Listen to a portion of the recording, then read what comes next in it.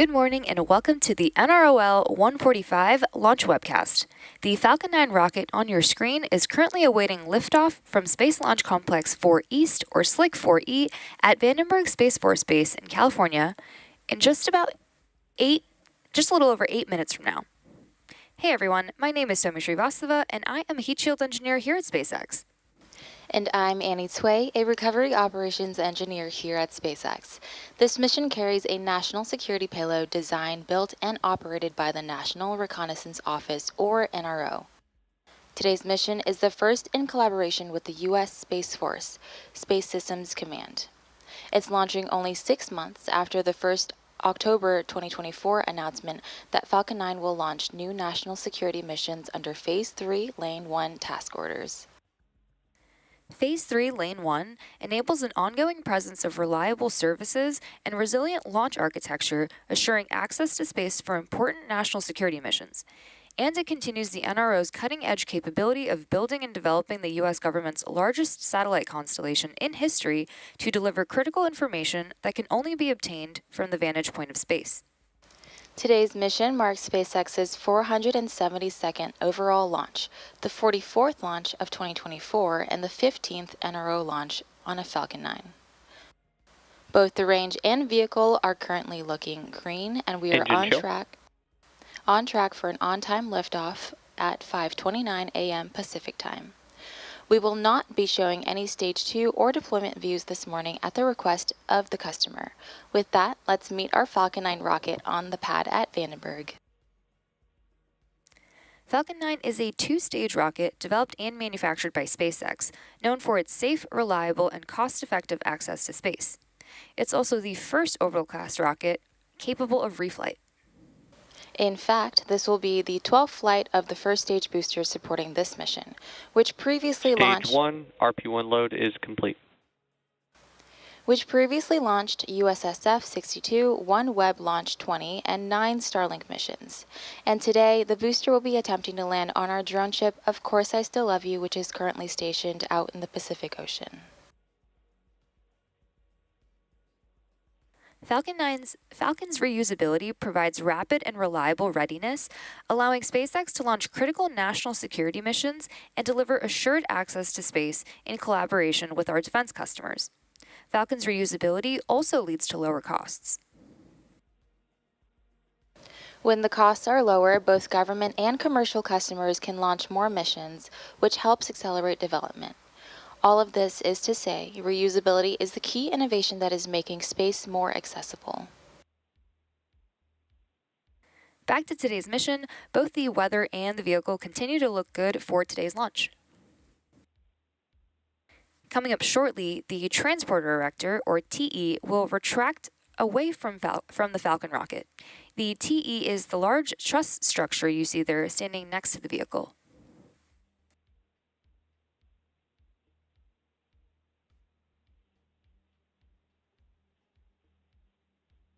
Tanks are pressing for strong back retract. Good call out there. The first stage is connected to a launch mount at the base of the TE, but the TE is hinged and will retract away from the vehicle in preparation for launch. You may hear the TE referred to as the strong back from the launch team, and it does a lot of the heavy lifting in the lead up to launch. It is designed to transport, raise, and support Falcon 9 at the launch pad. The TE is also equipped strong back retract has started. With umbilicals or flexible lines that are used to route the vehicle's fluids, power, and telemetry from the ground systems to the rocket and payload until Falcon 9 switches to internal power and clears the pad.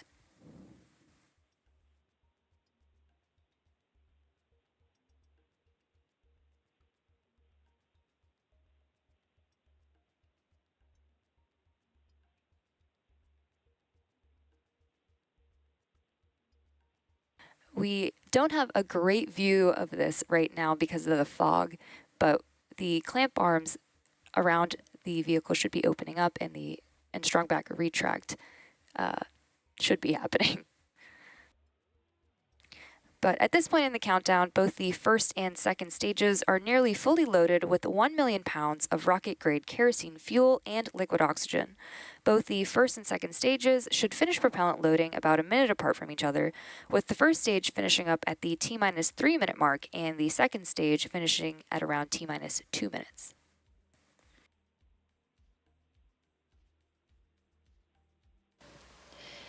It will be hard to see this morning, but there usually are white clouds that form around the vehicle. These clouds are comprised of the chilled gas above the LOX tank that is vented overboard to maintain pressure in the tanks as needed. And when that vented oxygen mixes with the warmer outside air, it condenses into clouds. Stage 1, LOX load is complete. Great call out there. And at T-minus 60 seconds, Falcon 9 will be in startup. And this means that the rocket's autonomous internal flight computers will have taken over the launch countdown. After that, just inside of T-minus 2 seconds, we will light the 9 M1D engines for liftoff.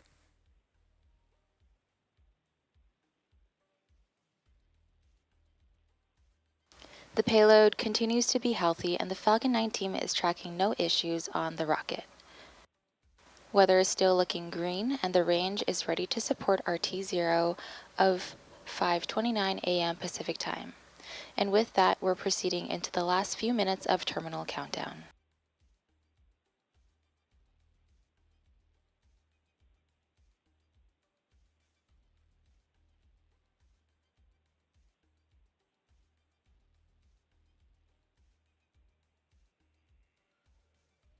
Stage 2, LOX load is complete.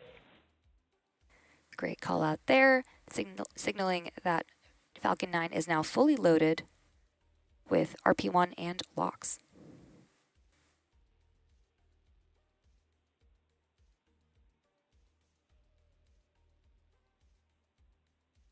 Ground gas closeouts.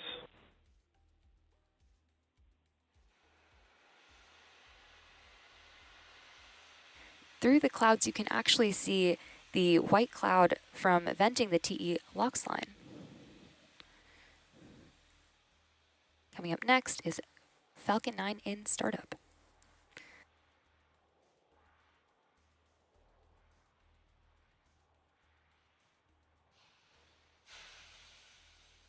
Falcon 9 is in startup.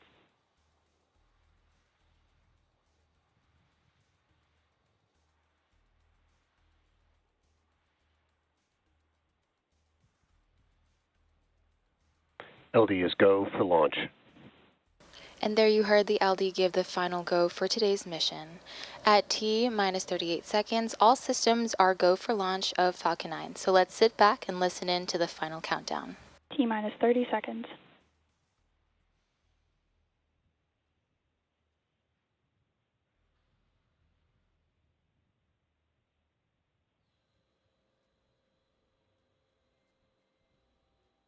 T-minus 15 seconds.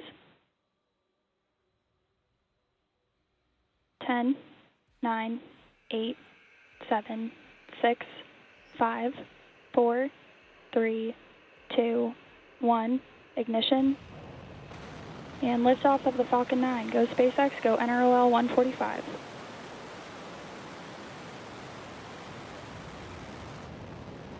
Vehicle is pitching downrange. Stage 1 propulsion is nominal.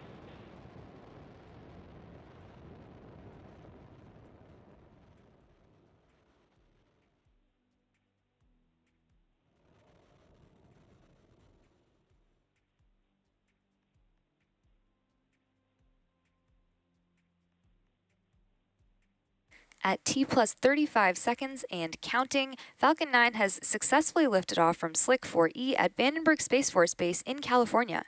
In case you're just joining us, this is the NROL-145 Power and mission telemetry nominal. for the National Reconnaissance Office. We just had an on-time liftoff today Falcon 9 is supersonic. at 5:29 a.m. Pacific time. Coming up next, the vehicle will be passing through max Q, which is the point in the mission profile where the vehicle experiences the greatest amount of aerodynamic pressure. Max Q. Good call out there for max Q, which again is when the vehicle experiences the greatest amount of aerodynamic stress. Coming up next, we have several events happening in quick succession, starting with MECO, followed by stage separation and SES-1. Main engine cutoff, or MECO, is where all 9 M1D engines shut down to slow the vehicle down in preparation for stage separation, which is where the first stage separates from the second stage. Followed by this, MVAC chill. the MVAC engine on the second stage will light, which is called out as second engine start 1, or SES-1. SES-1 will last several minutes, propelling the second stage and payload to orbit. In addition to these major events, the fairing halves will separate about 30 seconds after SES-1, so keep an eye out for all of those events coming up in about 30 seconds.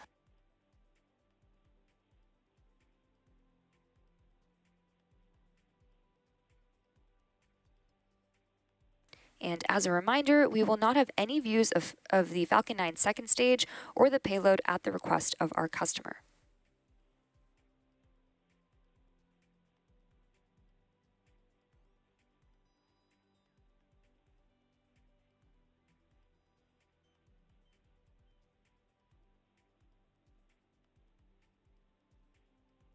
Main engine cutoff. Stage separation confirmed.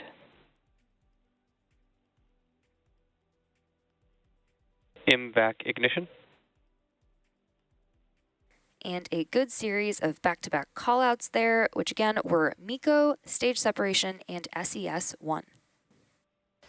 Coming up shortly, we should hear a call out for fairing separation, but as a reminder, we will not be showing it on screen. Fairing separation confirmed. Good call out there. We are currently at T plus 3 minutes into today's mission. Now the next major milestones coming up in about 3 minutes from now will be entry burn of the Falcon 9 booster as it continues its journey towards droneship Of Course I Still Love You stationed in the Pacific Ocean. To start the entry burn, we will relight 3 M1D engines, which is similar to pumping the brakes to slow down the vehicle as it passes back into Earth's atmosphere. We need to slow down the vehicle to reduce re-entry forces, which then helps us recover and reuse the first stage.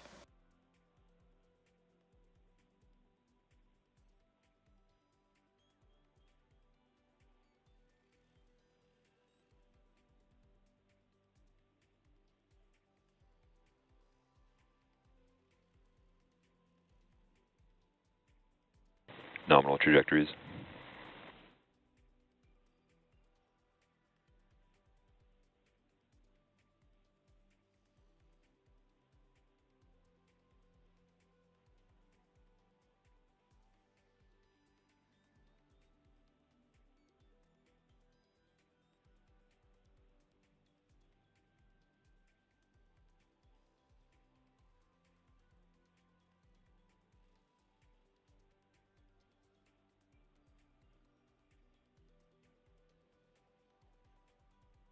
Reusability is key to lowering the cost of spaceflight, which enables more investments in critical space infrastructure.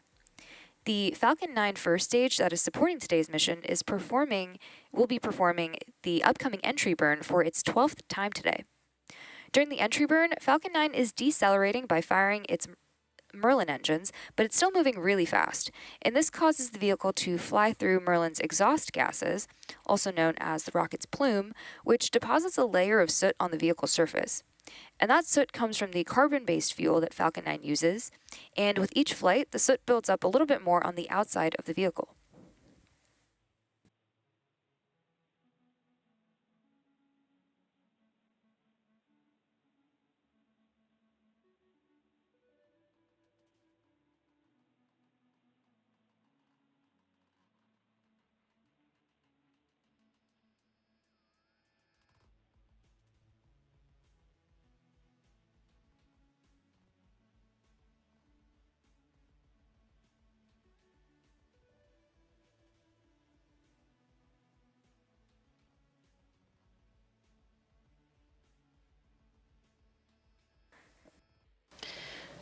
We should be hearing the call out for entry burn in just about 20 seconds from now.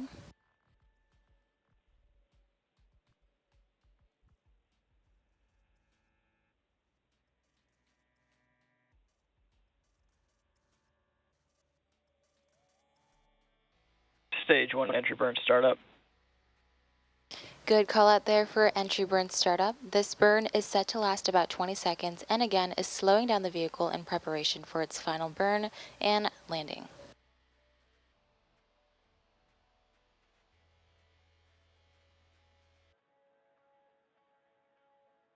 Stage 1 entry burn shutdown. And there you heard the call out for the completion of Falcon 9, of the Falcon 9 first stage's entry burn.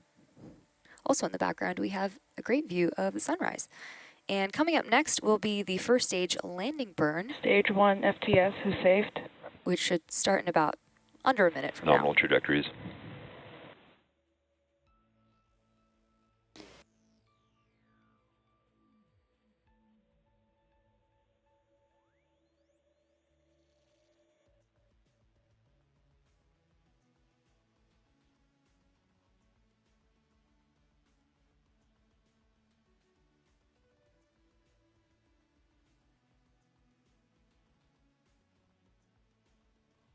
Stage 1 transonic. Stage 2 FTS is saved.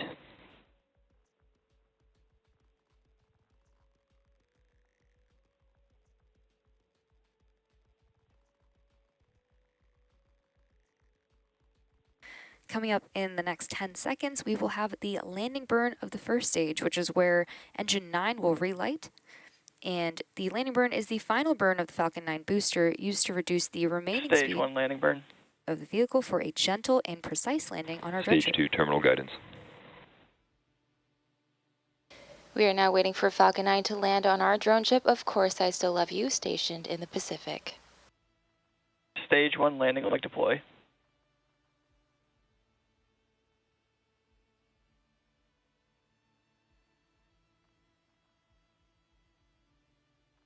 Landing confirmed.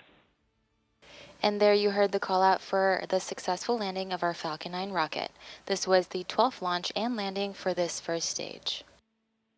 As a reminder, we will not be showing any Stage 2 or deployment views at the request of our customer. So with that landing of the Falcon 9 booster, we will be bringing our webcast today to a close. We'd like to thank the NRO for entrusting us with today's Impact mission, shutdown. and we'd also like to thank the Range and FAA for their support. If you're interested in more launch coverage, be sure to check out spacex.com/launches and follow at SpaceX on X for the most up-to-date information. Thanks for tuning in, and we'll see you again soon.